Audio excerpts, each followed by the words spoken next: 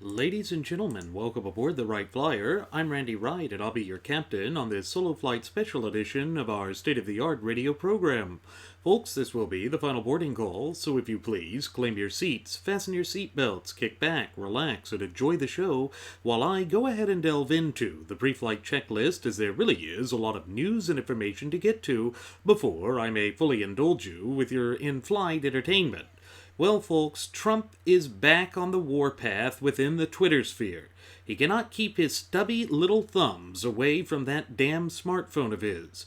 From someone who should be taking this time to prepare for the new job that he's about to assume, Trump sure seems to have a lot of time to waste on social media. I say this because I can only assume that preparing for the highest office in the land would take a lot of preparation and would be exceedingly time-consuming.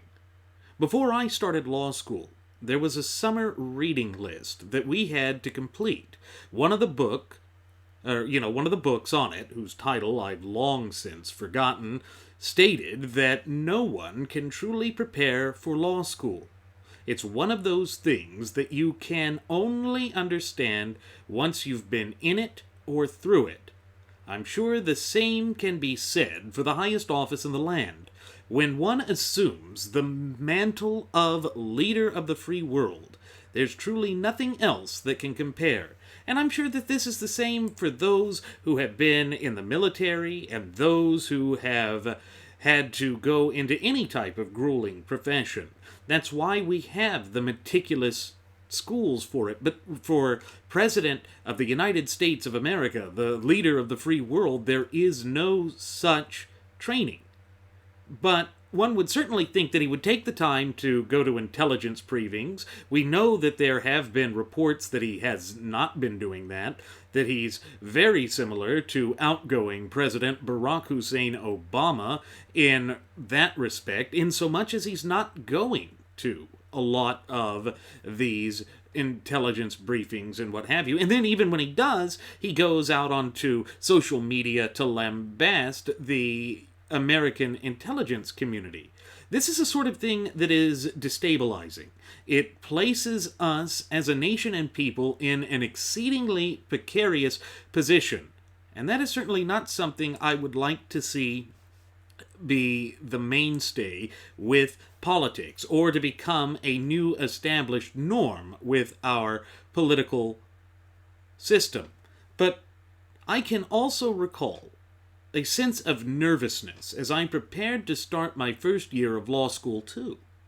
It didn't matter that I was among the top of my undergraduate class, that I had worked hard to get where I was. What loomed before me was a monstrous challenge, and I wasn't entirely confident that I had what was needed in me to do it. Now, clearly I did, as I have finished law school, passed the bar, and have loved analyzing the law and the state of affairs within our nation ever since. I mention this because I assume that this is the sort of feeling or sensation I would have myself before assuming the highest office in the land. There's something to be said for the art of humility. One can be confident while being humble. These conditions aren't mutually exclusive. However, it's easy to confuse humility for weakness, silence for stupidity, perseverance for cowardice. It's for this reason that the old saying, "You can't judge a book by its cover," was coined. First impressions can be wrong. Now, I'm sure that the Lion Branch Trumpvidians who continue to congregate in their Trumpvidian tabernacle are going to sit there and say that I've done nothing but judge Trump on his initial approach, his initial appearance, his initial characteristics, and the way that he portrays himself in society. But that's just not the case. I wanted to give Trump the benefit of the doubt. I wanted to believe that I could trust him and that he would be beneficial for the United States of America, both as a nation and people. But this repeated conduct that just keeps coming to the surface over and over again to the point of being ad nauseum does not boost my confidence with respect to his caliber of character and his ability to be the leader of the free world. And it goes to show that there's something to be said about all of this. First impressions, as I mentioned, can be wrong. But with respect to Trump, there are also instances where people remove all doubt by engaging in a repeated course of destructive and counterproductive conduct. A perfect case in point of this is the way that Trump continues to fly off the hinges with his social media commentary. There's a petty sense of immaturity about the way he approaches things. I know that I've done my best to try and brush this aside as the president-elect just being himself, or that I shouldn't concern myself because the people around him can rein him in, and he can't possibly be so foolish as to continue this disruptive behavior once he's sworn into office. But then reality strikes me. It hits me like a haymaker to the gut.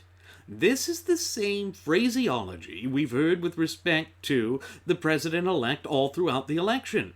Oh, surely, he'll tone it down after Iowa. Nope. He won't keep attacking the rivals that way once it's down to 2 or 3 of them. Wrong. Once he gets the nomination, he'll be more presidential. Really? That's simply not the case. All these statements do is continue to move the goalposts. And that's one of the things that my first officer, Jeremy Grapington, and indeed our first Air Marshal, Mr. Nelson Ward, who appeared on yesterday evening's program, have said. It's that you have to examine things for what they are. And if there is a repeated course of conduct, the odds are that that conduct is the norm, that these things aren't going to change, that a leopard doesn't change its spots, so to speak, or its stripes, as Jeremy likes to put it, since leopards don't even have stripes to begin with.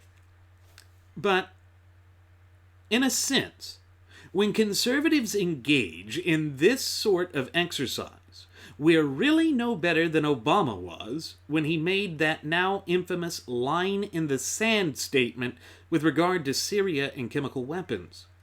We establish certain markers for acceptable behavior, such as a nominee being dignified, and once the man our party selected blows past that point, we just ignore it.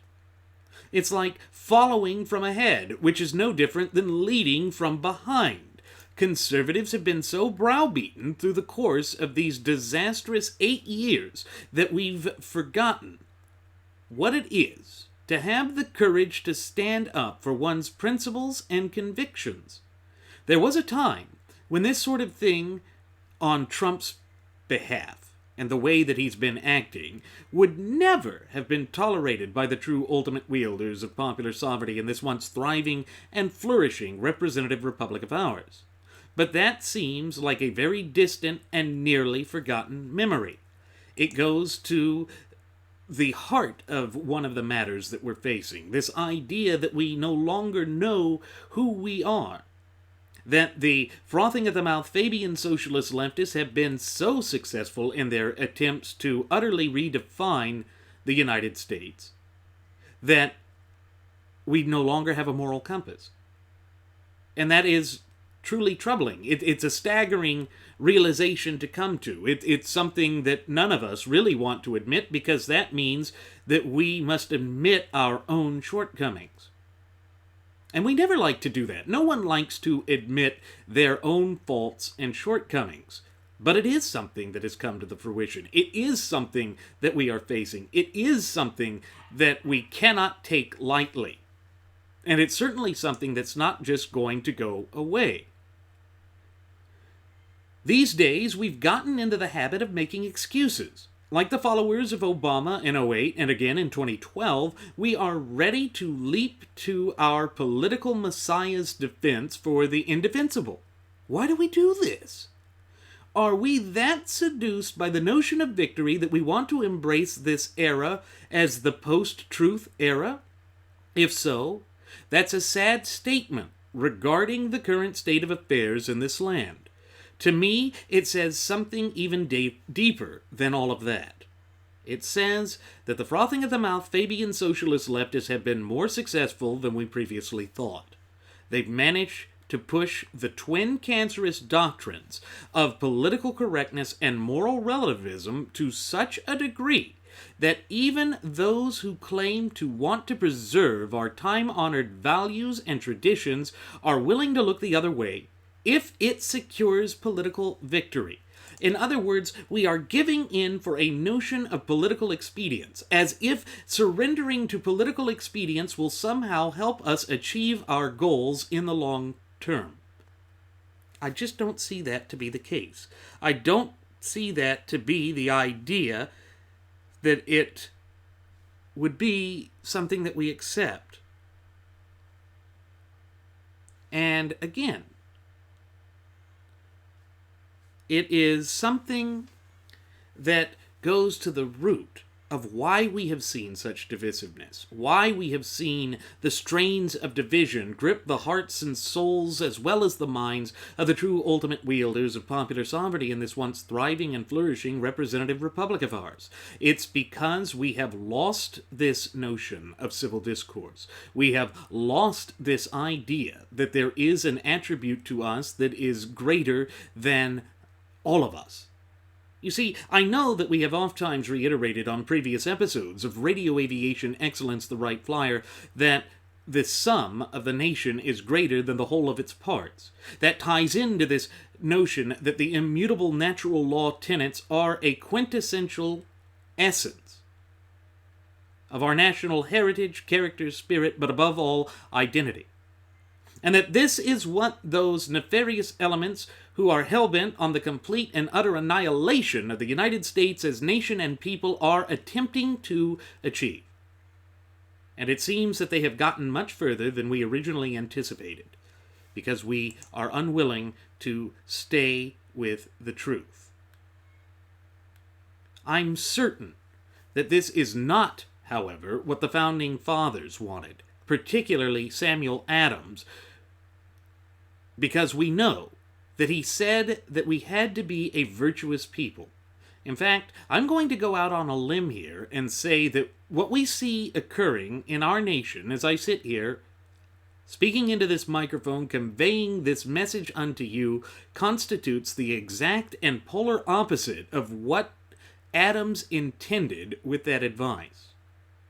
That's what we're doing now, is engaging in the very sort of behavior that Adams wanted us to avoid.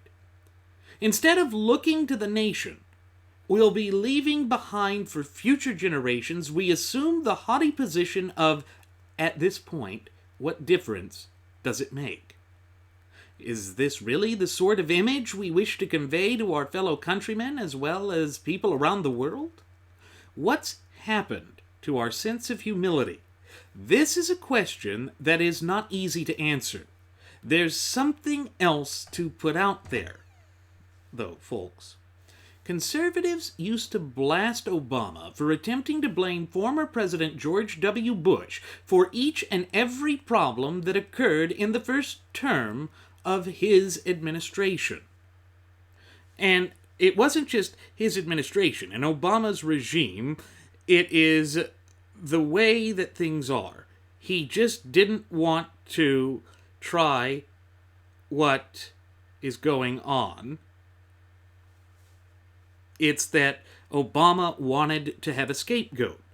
And his followers were just clamoring to have that. They just wanted to embrace that carte blanche, to not back away from it. that they wanted to have an excuse. Well, that's what conservatives want now. Conservatives are sitting there thinking that this is going to be the way that we overcome these problems. And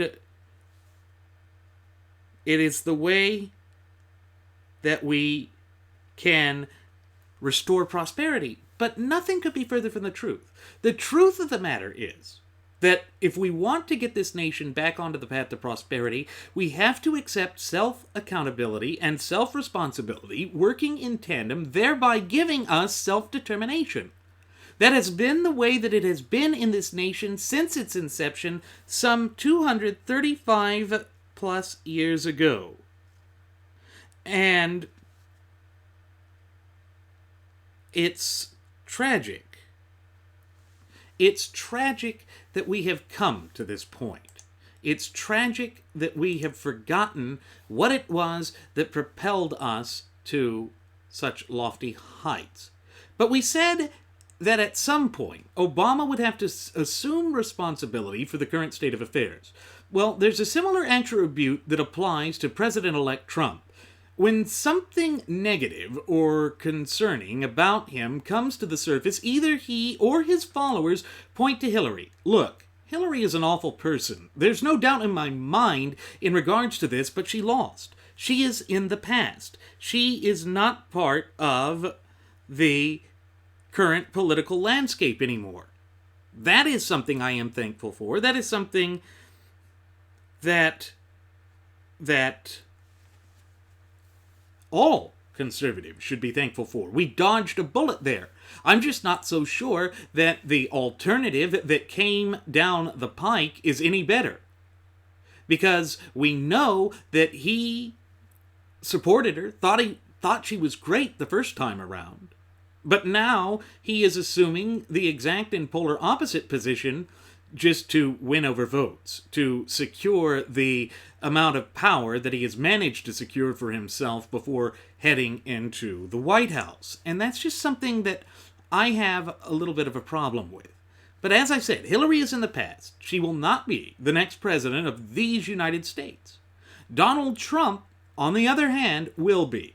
Therefore, we need to start keeping a close and careful eye on him. We need for him to be humble and restrained. However, humble and restrained are not two terms that one usually hears referenced in the same sentence as that of Donald Trump. This is because Trump is seemingly incapable of demonstrating or displaying these notable character traits. His past course of conduct proves this beyond a shadow of the doubt. Therefore, we must assume the role prescribed for us in the clear and concise language contained within the four corners of our shared United States Constitution. We must hold President-elect Trump's feet to the fire. Humility must be a characteristic that we display as well. The main point that applies here is that Sam Adams was right. When we are not a virtuous people, then we lose that luster that makes us great. When we act with the purpose of vainglory, then we disrespect those who came before us and fail those who shall come after us. Is this the sort of legacy we wish to leave to our progeny? I'm serious when I pose this question, because to me at least, it seems like there are a great many Americans who have no problem with this.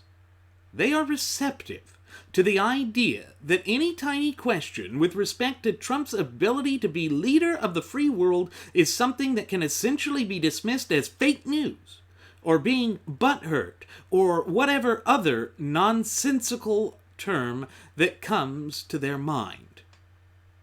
Can we so easily dismiss the warning signs of history? Because the check engine light is on, folks, and the oil temperature gauge is spiking. And if we're not careful, we could place the entire republic in jeopardy.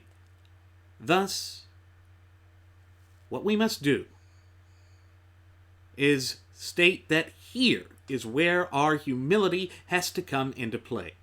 Without humility, we become blind to the dangers that recklessness and being aloof can cause to the entire world.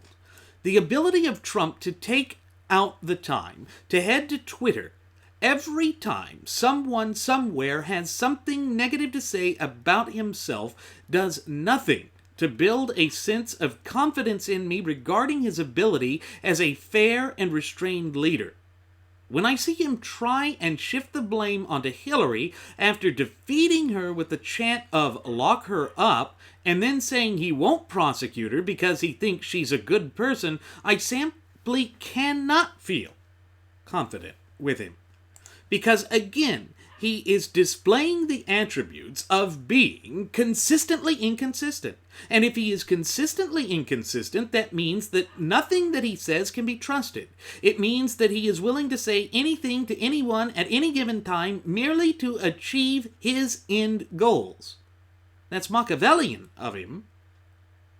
But it does not coincide with the way that our founding fathers originally intended for this constitutionally endowed, federalist, representative, Republican form of government of ours to function. Folks, it's really that black and white. It really is that cut and dry. There is no way around that. This is the problem that we're facing. This is the current state of affairs, and it shows no signs of improving within the foreseeable future. And that's tragic. In and of itself, that is tragic. When I look at him, I see a soul who is hardly different than Hillary in any respect. He wants to exponentially increase the size, scope, and influence of the federal government. On top of this, he seemingly doesn't care about the Bill of Rights, as he's threatened to open up our libel laws, and in fact, by his own fruition, he has stated that he's never once read our Constitution from cover to cover because he didn't see any inherent nor any intrinsic value in that sacred document. How is it that we can accept this? How is it that this is something that we can claim is a noble and conservative attribute? The fact of the matter is, there is no way that anyone in a modicum of good faith can say this, because it stands in direct contradiction to the truth of the facts that are unfurling before our very eyes.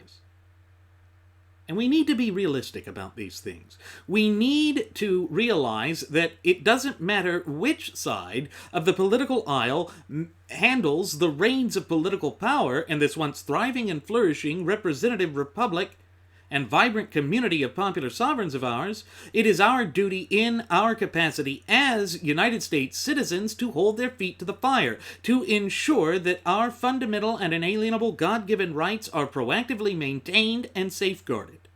That is our duty, obligation, and above all, responsibility. They cannot be delegated to anyone else. They cannot be negotiated. It is an intrinsic part of our national character and identity. And the sooner that we realize this, the sooner we will be able to restore American prosperity. We have got to get rid of this erroneous notion that we can somehow overcome these problems by simply turning to some sort of messianic figure within the government. No individual figurehead, nor any singular branch of government is going to correct the problems that are there. Because again, by the very design of our representative republic, that duty, obligation, and responsibility falls on our shoulders and our shoulders alone. Again, folks, this is something that we cannot get around. This is something that we cannot ignore. This is the way that our founding fathers intended our country to be. But somewhere along the way, we lost sight of who we are.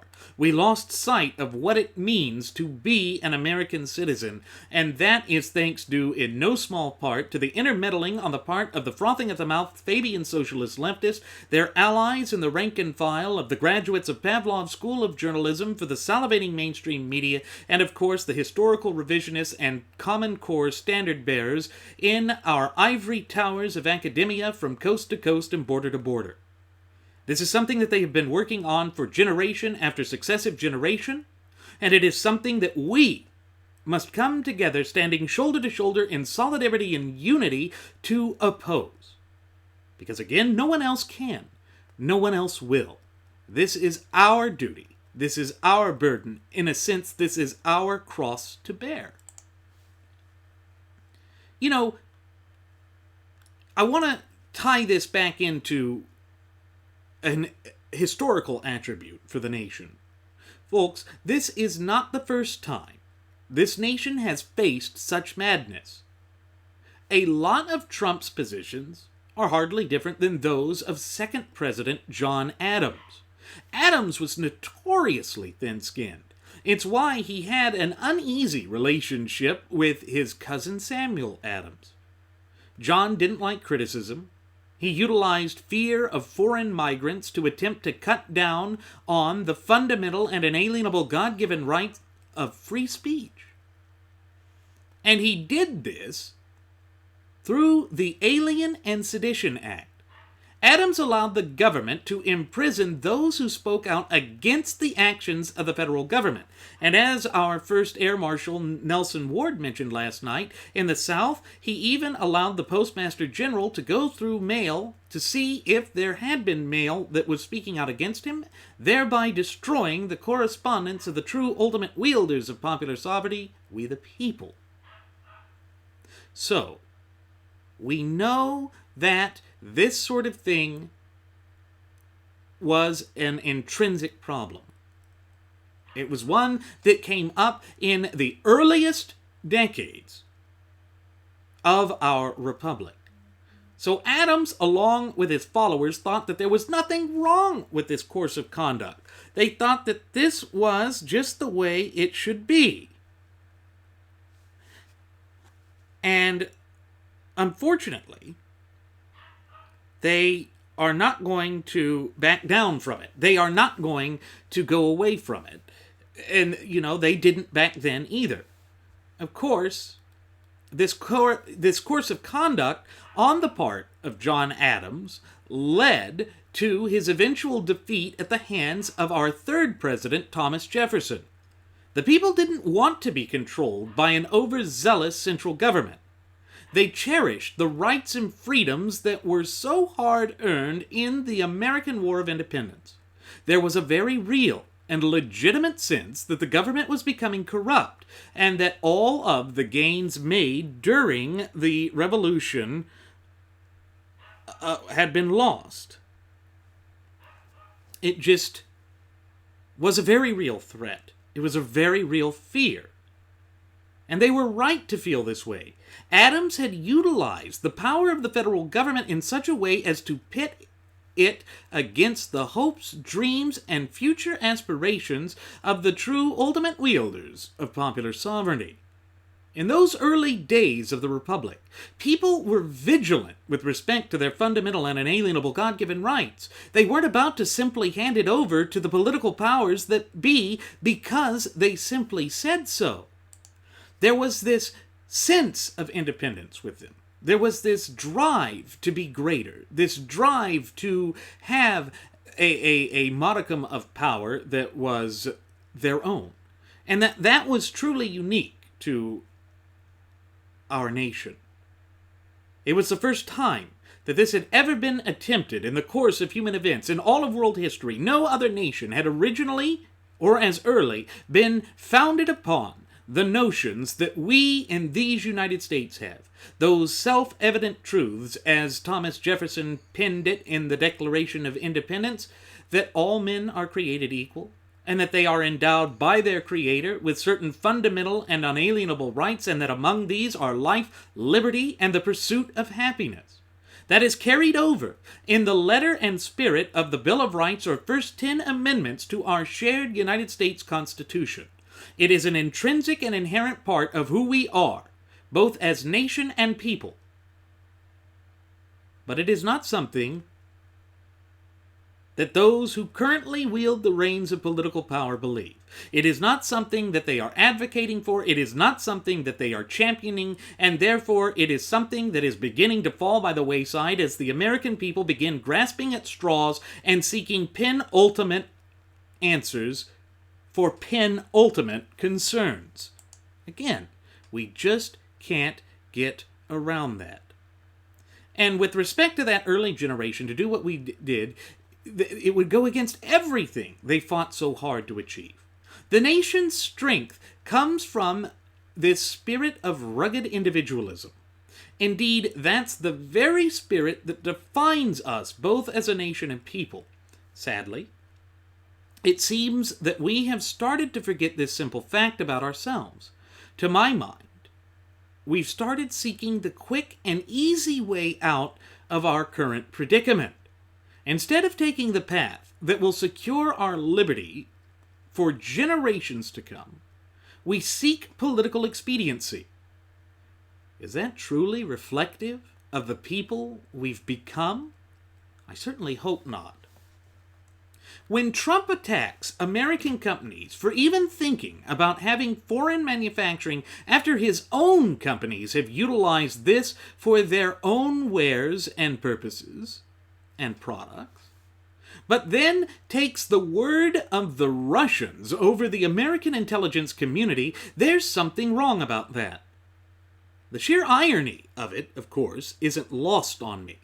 I see it, and I cringe, because it's the perfect optic to be used to attack all conservatives, and we all know that the frothing at the mouth Fabian socialist leftists will stop at nothing to utilize these optics against us, to attack us with the vigor that they always have, because they think they see a light at the end of the tunnel, and they think that that ultimately means that their victory is within grasp.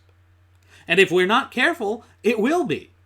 If we continue to march down this path of totalitarianism, authoritarianism, destructiveness, and degradation, then yes, we will see them achieve victory. All the frothing at the mouth Fabian socialist leftists have to do is point to Trump's affinity for the Russian autocrat, Vladimir Putin, and say that all conservatives support this. It's just like what we do with respect to Che Guevara and other notorious leftist monsters and the American left.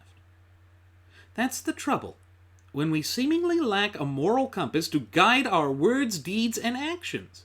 It becomes a meaningless joke in the end, except there's nothing even remotely funny about the challenges that currently face these United States. I'm troubled that Trump doesn't seem to be taking the time to figure out how to represent all Americans, as is required by well-established law and tradition. It seems as though he still wants to rule as if he has absolute power. But a president is not a king, and that is by design.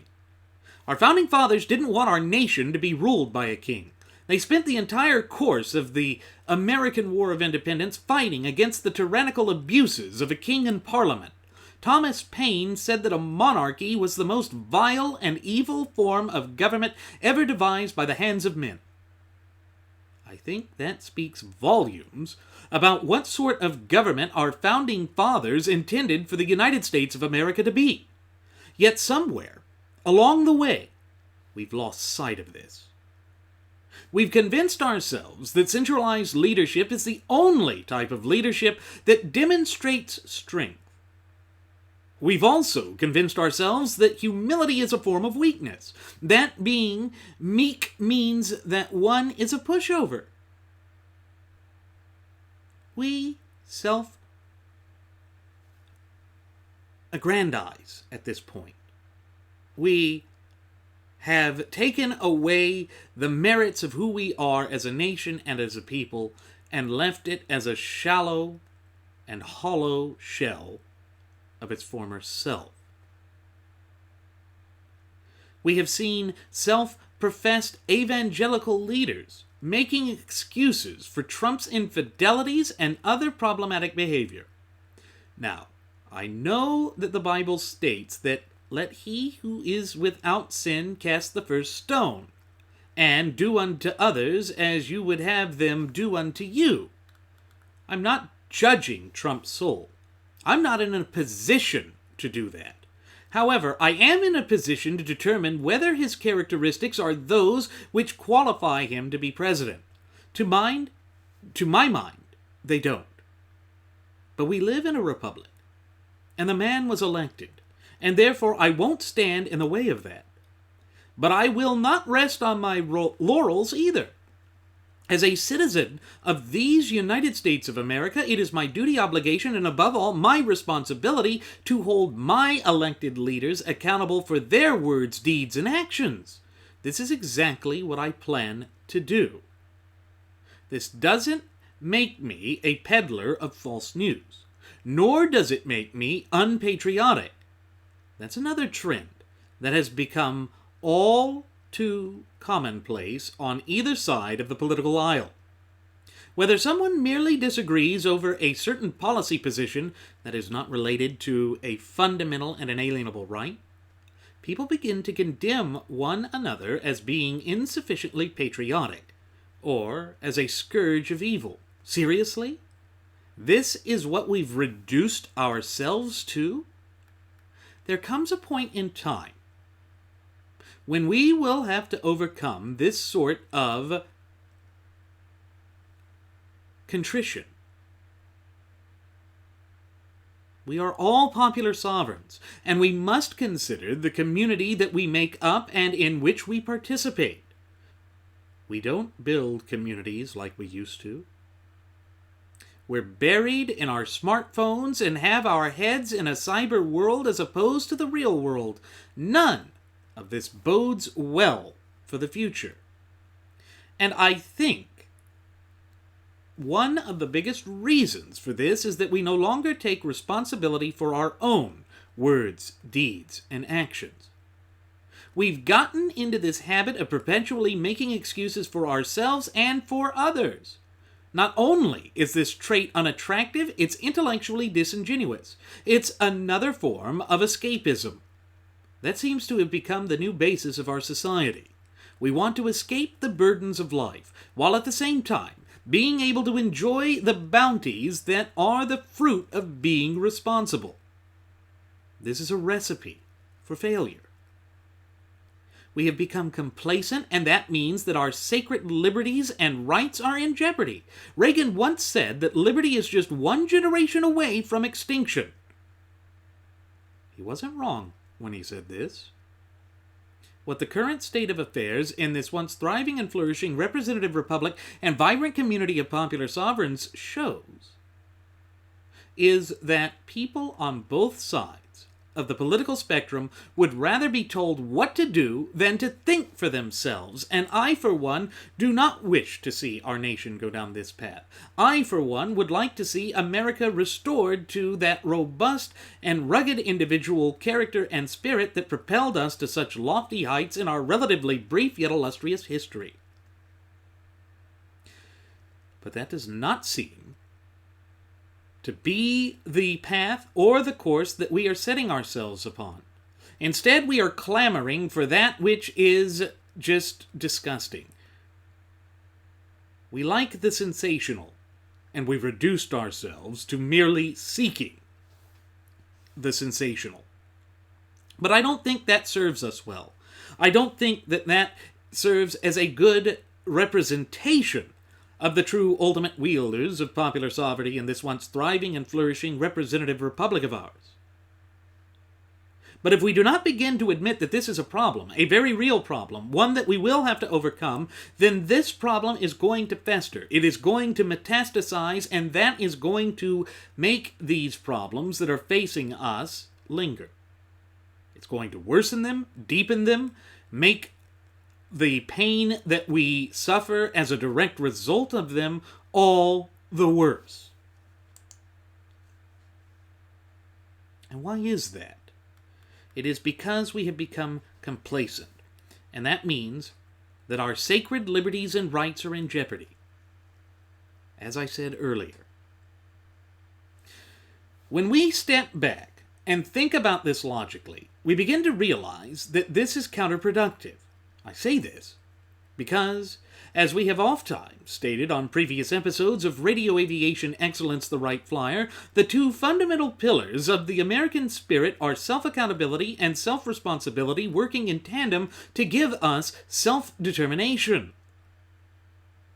Without these elements, we would have never become the nation that we are today, nor would we have ever enjoyed the freedoms which we take for granted today.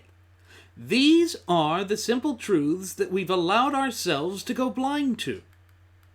And in so doing, we do a grave misservice not only to ourselves, but to our up-and-coming generations, as well as those generations which have yet to be born. The longer we disregard who we are as a nation and people, the more difficult it will become in order to restore this nation to prosperity. This is one of the lessons that we must learn. Otherwise, we set ourselves up for a series of successive failures.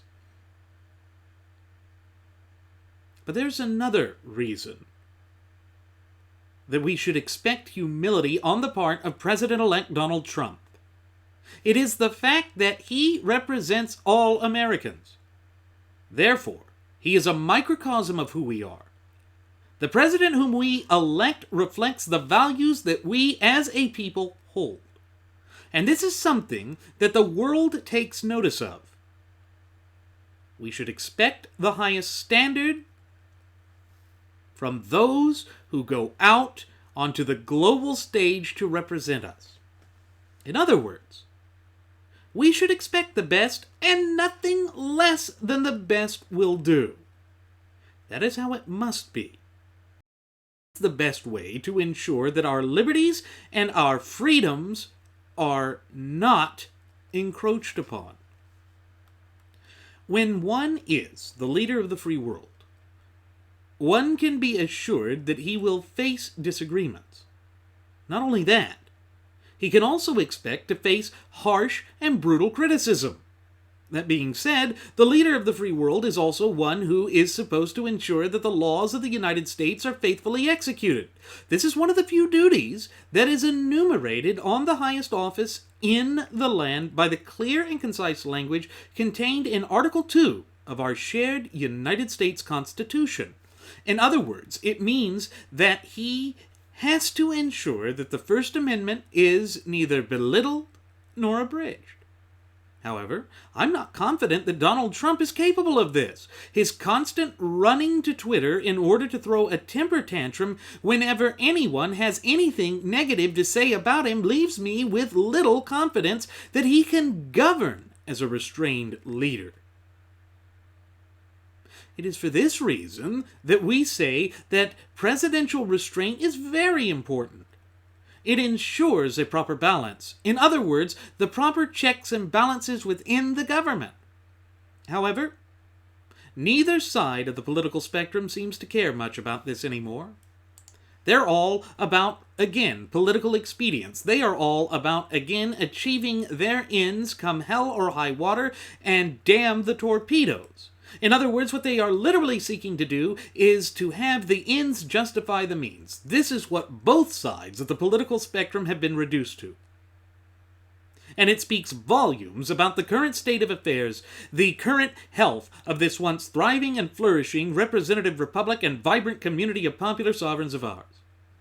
And the moment that we start to ignore this, the moment that we start to just disregard all of these things that are there, all of these things that are both open and obvious, is the moment that we continue down a path to ruin.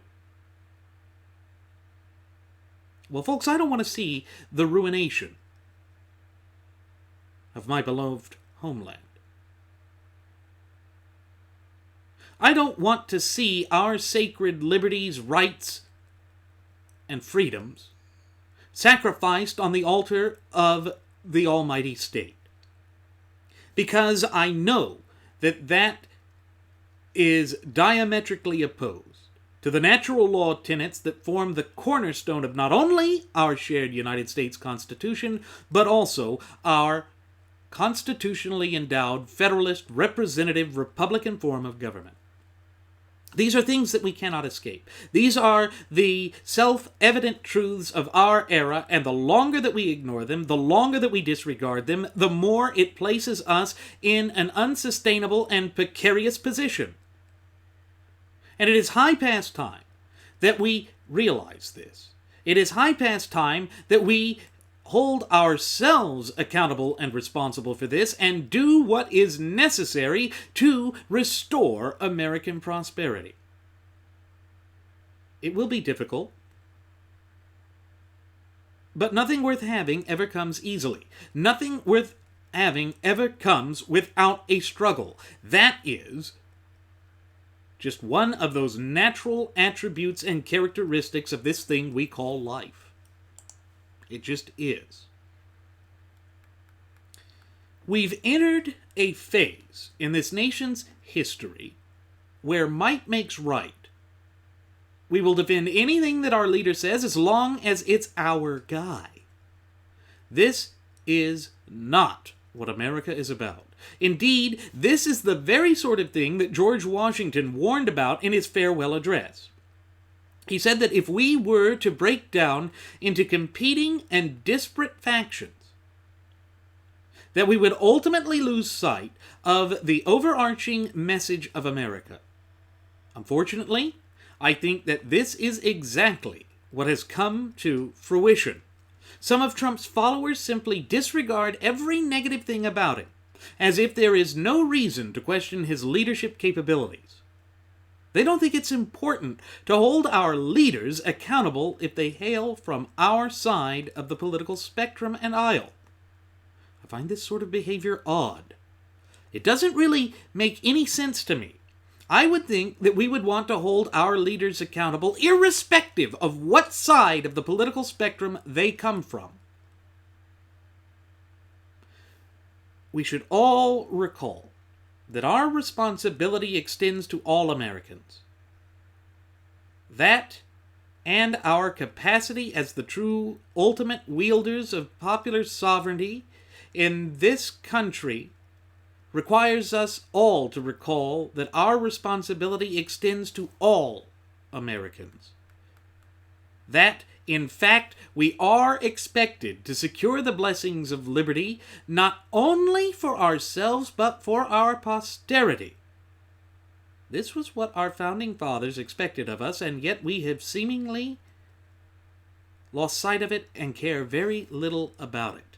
And to my mind, that is troubling as well. To my mind, that is something we cannot ignore. That is something that is also working against our best interests. Folks, what has made the United States of America a strong and robust nation, a beacon and world leader for when it comes to freedom and when it comes to our fundamental and inalienable God-given rights, it is the ability of the American people to think for themselves.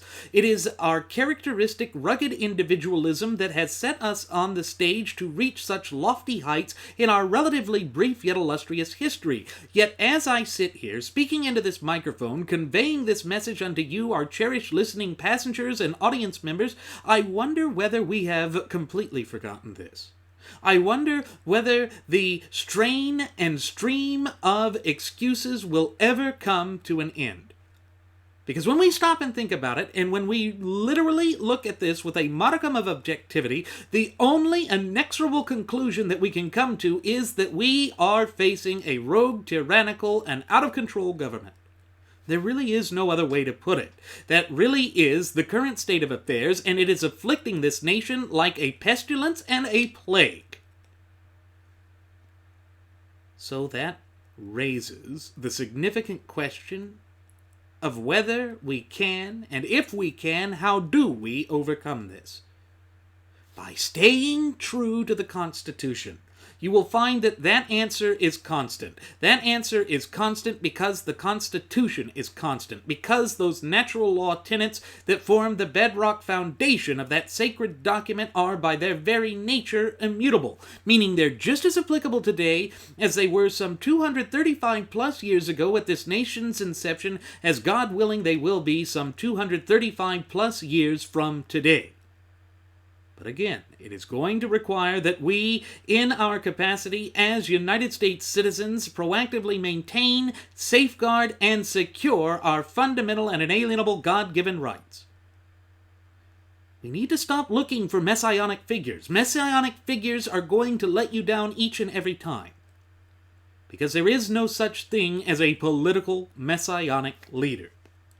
There just isn't. So what does this tell me? It suggests to me that we don't take our obligations of citizenship very seriously. Now, I'm sure that many of you, our cherished listening passengers and audience members, are wondering why this is, or how we reached such a state of affairs. It's because we don't know what those obligations are anymore. I know that when I was in school, they only taught us about our rights, not the duties and obligations that are attached with those rights. In that sense, our systems of education have been failing us for decade upon successive decade.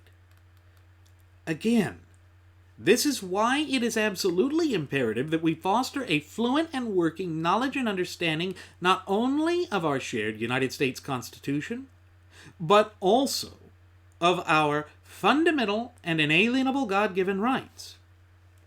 That is the only way that we can begin to bring this back into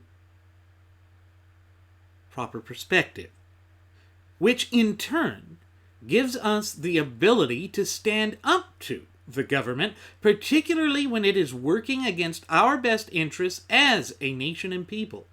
After all, it is our duty, obligation, but above all responsibility to stand up for and proactively maintain our fundamental rights.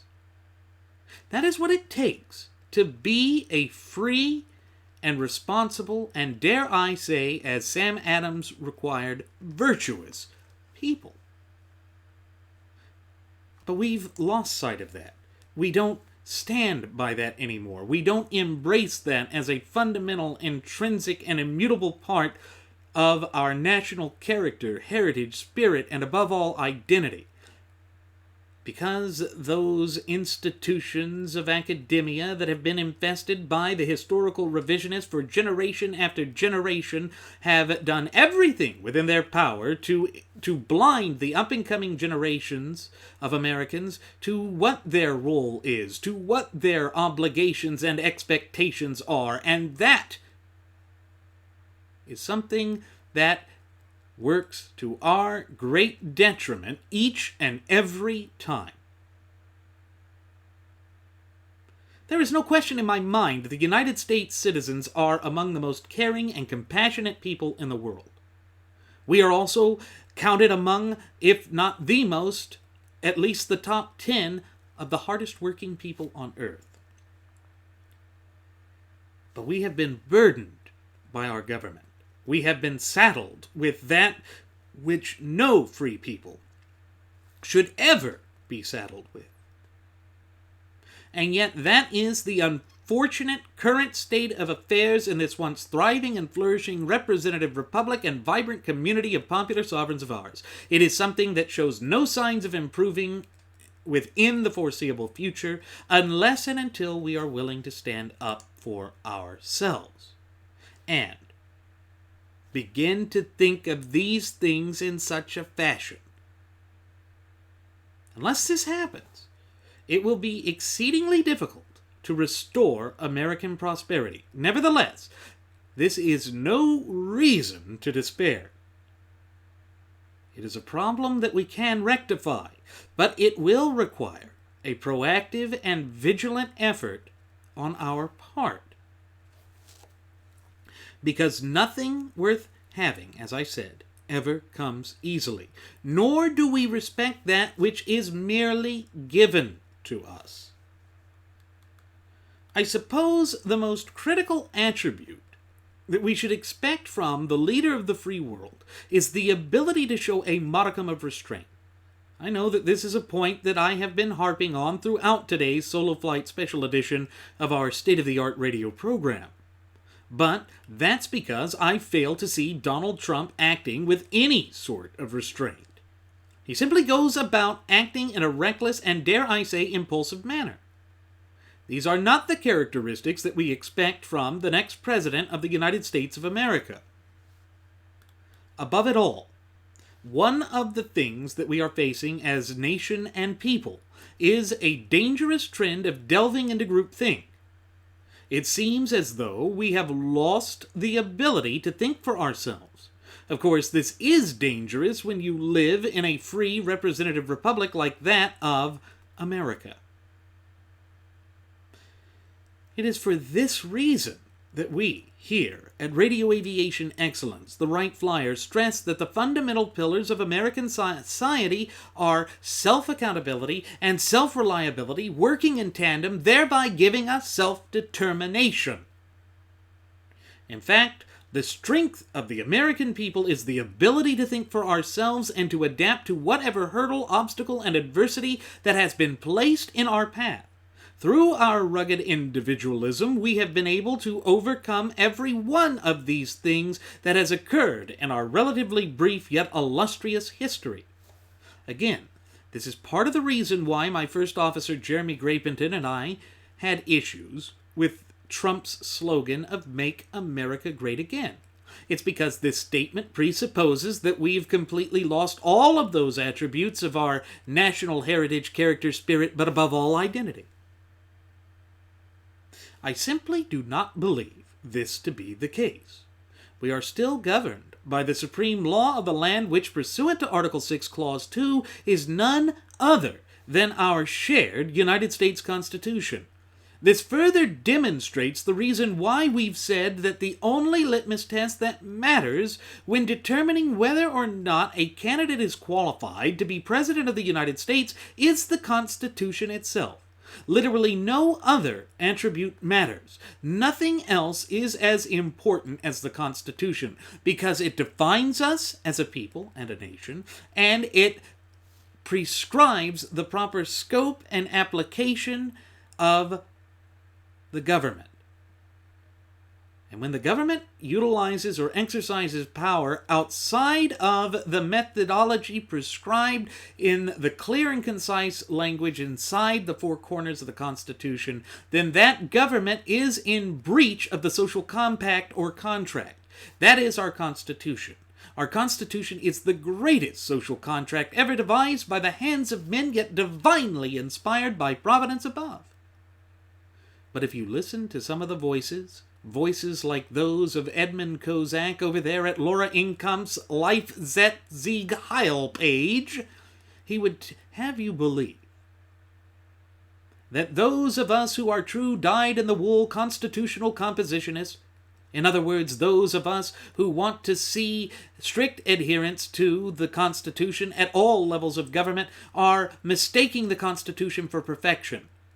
But again, I would remind a charlatan like Edmund Cucksucker to remember that in the opening lines to the preamble to our shared United States Constitution, our founding fathers in near poetic language penned that we the people, in order to establish a more perfect, that qualifier right there, that word of more, means that we fully realize and understand and are cognizant of the fact that it is not perfect. But what Kozak and others were trying to say there is that we should place our faith in a singular individual. That is directly contradictory to who we are as a nation and as a people, and what we have always stood for since the inception of this nation some 235 plus years ago. Why in the hell would we stop and embrace that now? Hey, Edmund Cucksucker, do the world a favor and go straight to hell. Do not pass go, do not collect $200, just go straight to hell.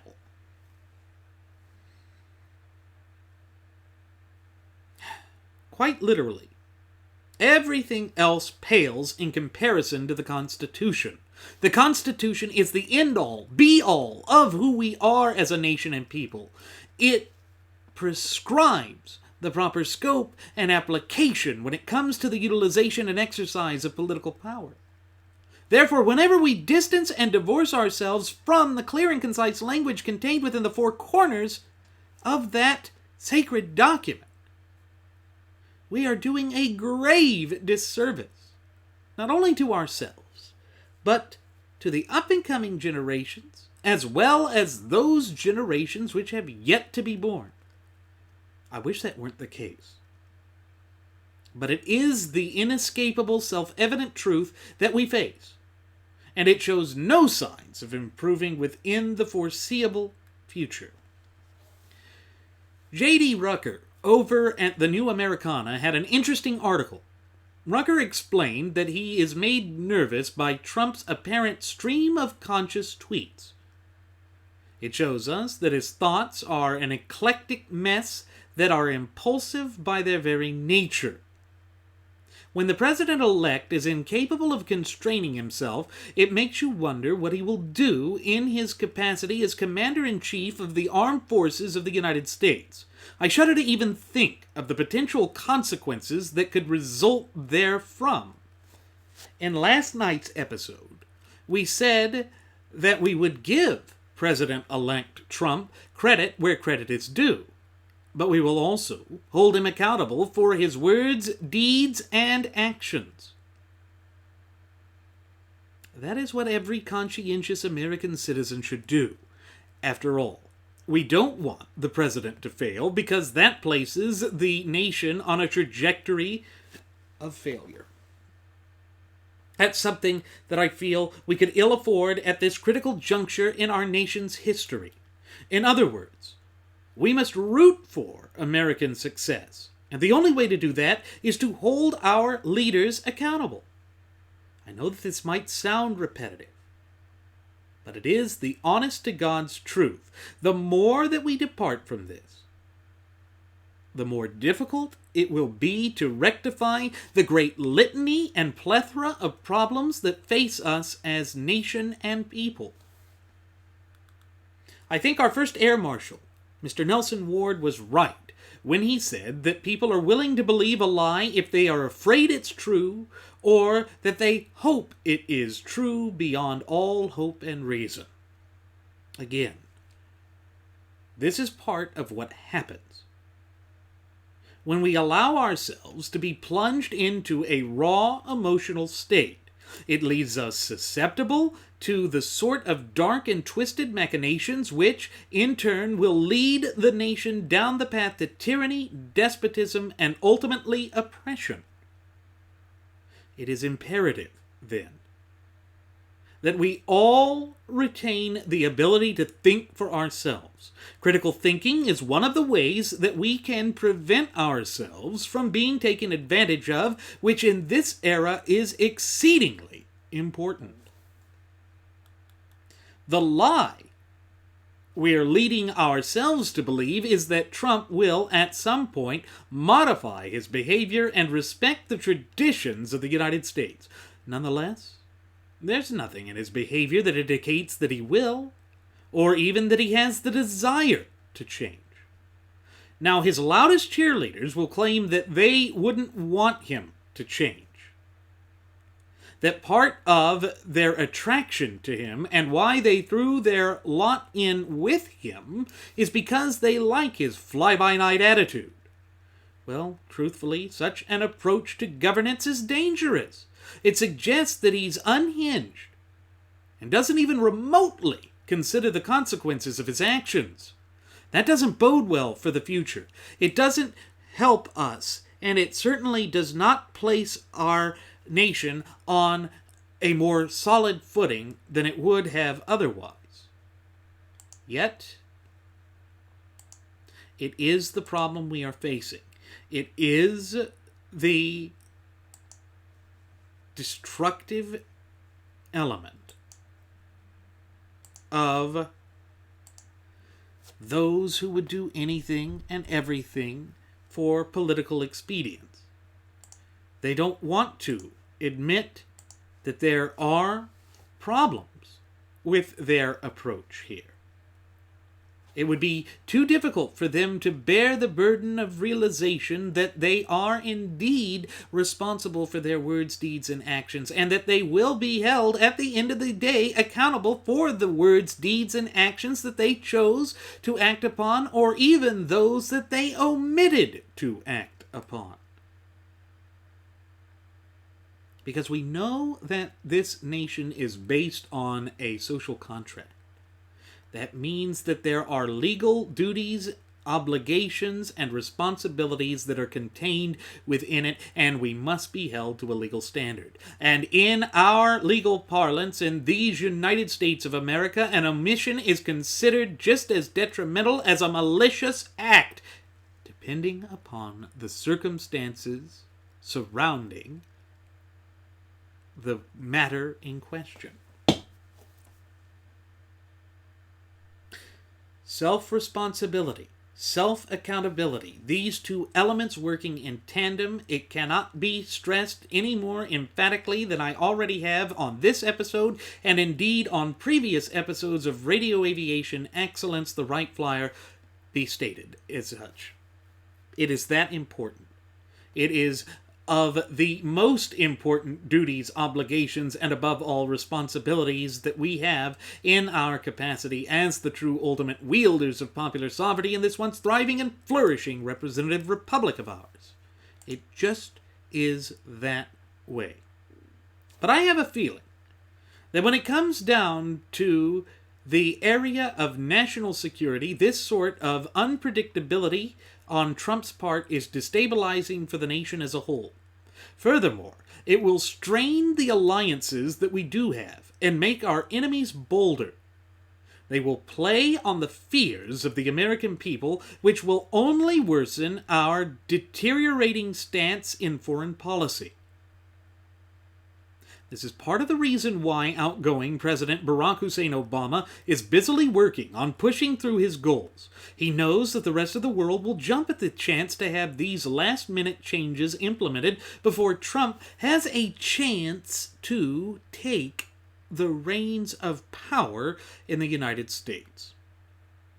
It all serves to further weaken us. And again, this is something that I simply do not believe that we can afford right now.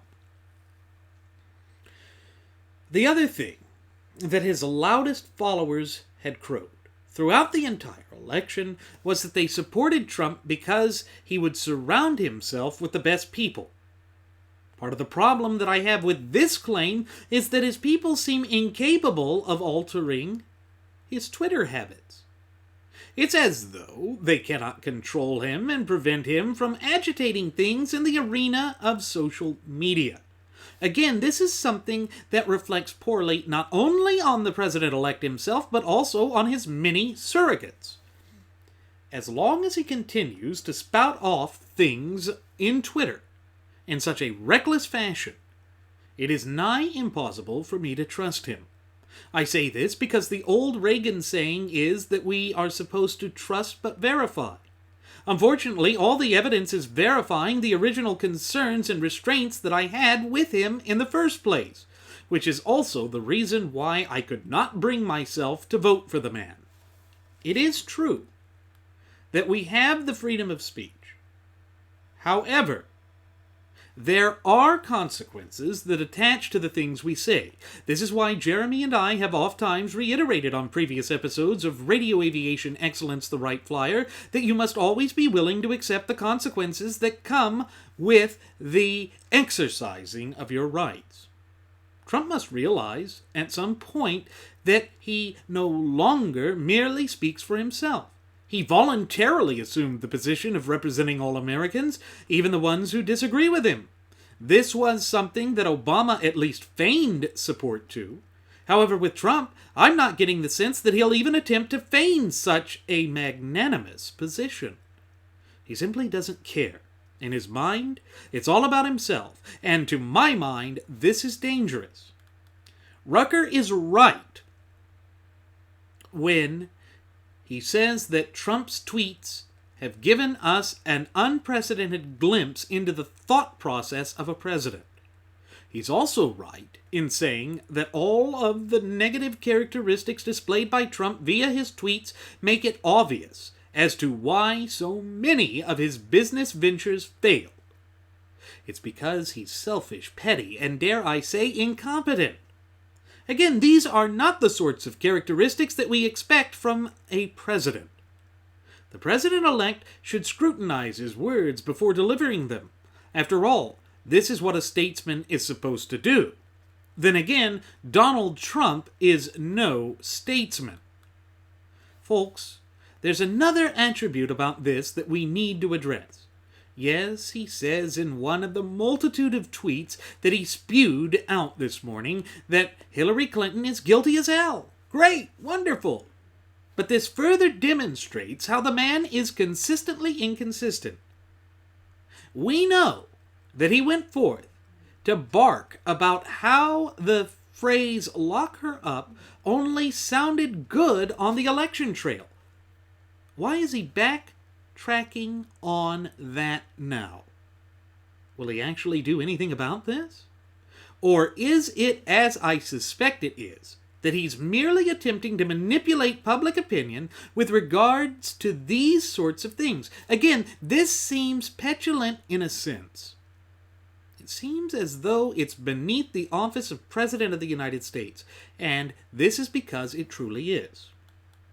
I think at this juncture, it is important for us to hear the words from the man himself, because that will remove all doubt as to whether he said these things and what he meant when he said these things.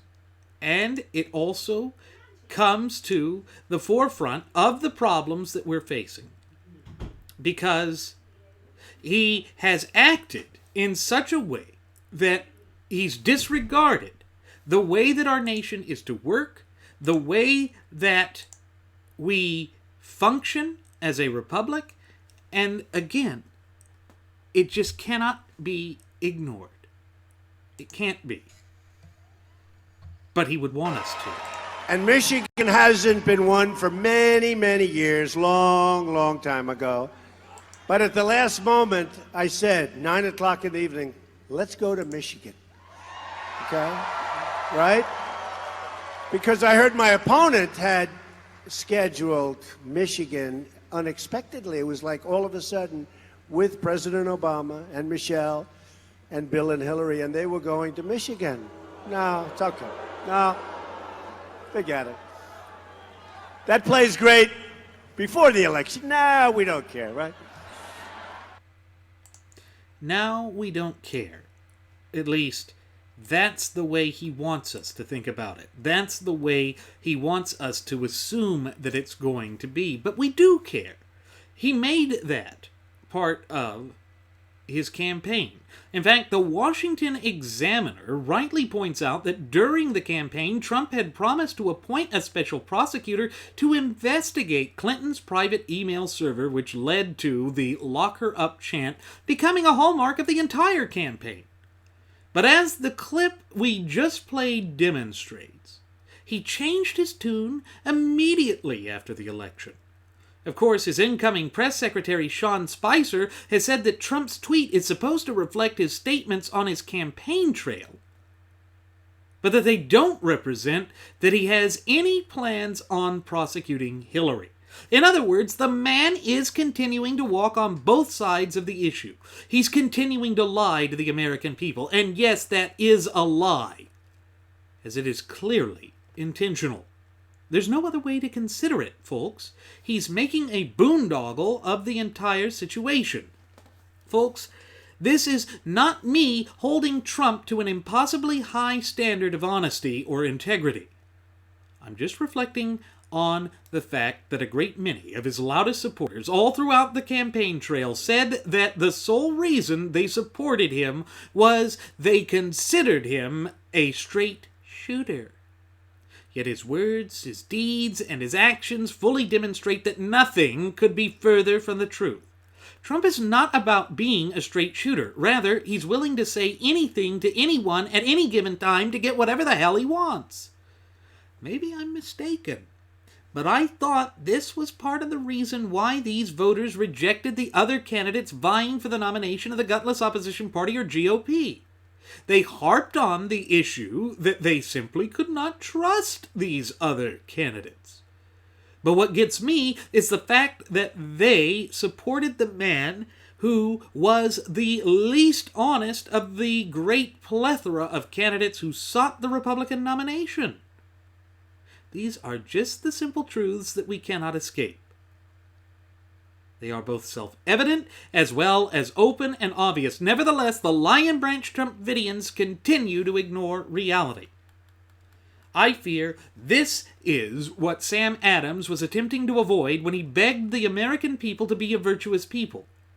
What has happened to our moral compass? Has the seduction of victory truly become so strong that they are willing to sell out our time-honored principles, values, and traditions? I hope to God this is not the case, but the reality sure seems to make it that way. If it is the case, as I fear it is, then we are in deeper trouble than I originally thought. The old adage that actions speak louder than words continues to come to mind. We, as a nation and people, must overcome these hurdles, obstacles, and adversities that have been placed in our path. Despite this, I do not believe that we will be able to do so under the tutelage of a President Donald J. Trump. If he cannot keep certain thoughts to himself, then he will be unable to restore American prosperity. Yet there is a nagging part of me that still believes that he doesn't even desire to restore American prosperity. Otherwise, he would go out of his way to attempt to make sure that he would be a strong, fair, and vigilant leader. One of the reasons that the American people have become so disenfranchised with the American system of polity is the fact that we have such rampant corruption afflicting our federal government. This is not something that can just develop nearly overnight. Rather, this is something that has been occurring in generation after successive generation. Worse yet, it shows no signs of improving at any point in the foreseeable future. Of course, there's another aspect to this that comes to mind as well. I have a feeling that Trump continues to harp on these meaningless and irrelevant subjects in order to distract attention away from some of the concerns that people have voiced against him. Therefore, what we're seeing is just more bread and circuses, more subterfuge being thrown out in order to distract the true ultimate wielders of popular sovereignty in this once thriving and flourishing representative republic of ours. Perhaps the greatest example of what I'm speaking about here is the way that Trump continues to speak out of both sides of his mouth regarding the issue of the alleged Affordable Care Act. The entire verbiage utilized by the GOP ever since Obamacare was thrust down the throats of the American people against their will was that they would outright repeal the disastrous bill. Then, however, the language was modified to be repeal and replace. Now it's gone so far as to say they are going to keep some of the most expensive attributes and aspect of this attempt to take control of 1/6 of our nation's gross domestic product, or GDP. When one stops to think about this issue with a modicum of objectivity, they find that the Affordable Care Act was never about providing the American people with affordable health care. Rather, it was about power, manipulation, greed, and control. This is what the legacy of the Obama regime is going to be, and I fear that the same sort of monstrosity will be championed by the incoming Trump administration. This is the very thing that Jeremy and I have been attempting to warn you, our cherished listening passengers and audience members, about for the past year and almost 5 months now. We realized from the very beginning that Donald J. Trump was not who he claimed to be, that he was engaging in subterfuge in an attempt to obfuscate the truth and to consolidate power within his own tiny, stubby little hands. All of this comes back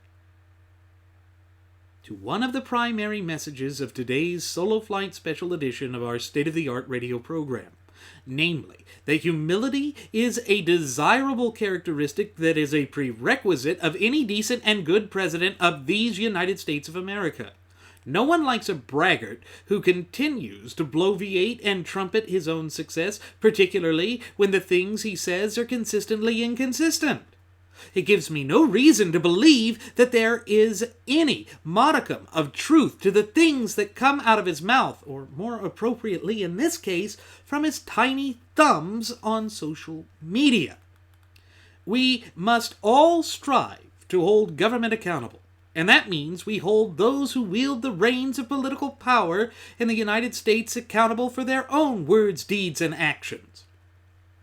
The alarming trend that I see, however, is that the Trump acolytes simply refuse to admit that there is any character flaw with regard to their chosen leader. This is hero worship of the worst sort. It is the development of a dangerous cult of personality that truly has no place in an open, honest, but above all free society like that of the United States of America. Unfortunately, this is the very sort of thing and characteristic that is becoming commonplace in our system of polity. People just don't want to face the facts of reality. They want to convince themselves that they have done some sort of a good thing by entrusting this lunatic with the reins of political power. I fear, however, that nothing could be further from the truth. I fear that we're unwittingly entrusting a psychopath to govern this nation. But above all, I think his followers have an unhealthy tendency to simply believe everything he utters. They don't take the time to consider what the potential consequences from this could be. They just want instant gratification, and nothing will dissuade them from this desire. Say what you will, and say what they will. This is a caricature that they've painted of themselves. It is not a pretty image, and it is one that they must assume the burden of responsibility for. It's as we've always said here at Radio Aviation Excellence, the Wright Flyer, we must be willing to accept the consequences for everything we do. If we're not willing to do so, then we are being dishonest to ourselves and to those around us. It is denying the very sort of virtue that our founding fathers said we must do, and that was crucial for maintaining the health of our republic. And while all this is happening, the left continues to regroup. They are not about to give up. And the way Trump is acting gives them hope. It gives them the ability to lambast all conservatives, stereotyping us to the most negative and hateful and base attributes of the man who is going to be the next president of the United States. I wish this weren't the case. But the writing is on the wall. Trump continues to reinforce this dangerous development, and that means that the left is going to move forward with this at full steam ahead. The only thing we can do is continue to speak the truth. We must continue to attempt to foster a fluent and working knowledge and understanding of our shared United States Constitution, and thereby our fundamental and inalienable God-given rights. That way, we can continue to point out that there was a conservative resistance, that there was a movement dedicated to the purity of our political movement and cause. We are the ones who have the courage to stand in between all of the forces who seek the annihilation of the Constitution and our rights. Again, the notions of self-responsibility and self-accountability working together to give us self-determination come to mind here. We can demonstrate through our own actions that these vital characteristics of the national heritage, character, spirit, and above all, identity of the American people reign supreme. In so doing, we set an example for future generations of Americans. With that said, it is time for us to begin our descent. I'm going to go ahead and send the flight attendant back with one last round of alcohol. Folks, if she tries to go to Twitter, just push her out of the plane. We don't need bad reputations here. As always, folks, I'm your Captain Randy Wright, and I want to thank you for choosing to fly the Wright Flyer. Should you have any questions, comments, concerns, or even topic suggestions, please feel free to leave them either in the comment sections here at YouTube or on our Google Plus page or even on our Facebook page. On top of this, I invite you to follow us at Twitter with the Twitter handle at Radio Aviation EX. One more time, folks, that's at Radio Aviation EX. And there you'll find the departure board that lists my personal Twitter account, as well as the personal Twitter account of my first officer, Jeremy Grapington. You'll also find the Blogspot account, which is chock full of useful information. And then there's the Cafe Press account. At the Cafe Press account, we have all sorts of trinkets and goodies from hats, shoes, shirts, watches, clocks, drinking glasses, shot glasses, coffee mugs, thermoses, you name it, either with our original Radio Aviation Excellence logo or our First Class Passenger logo or even the two Uplifting America logos. With such a wide array of products to choose from and at reasonable prices, you simply can't go wrong with the Cafe Press account. Go ahead and take a look at that, folks. Support us and support yourselves. And once again, thank you for flying with the Wright Flyer. We'll see you again next time. Please do take care.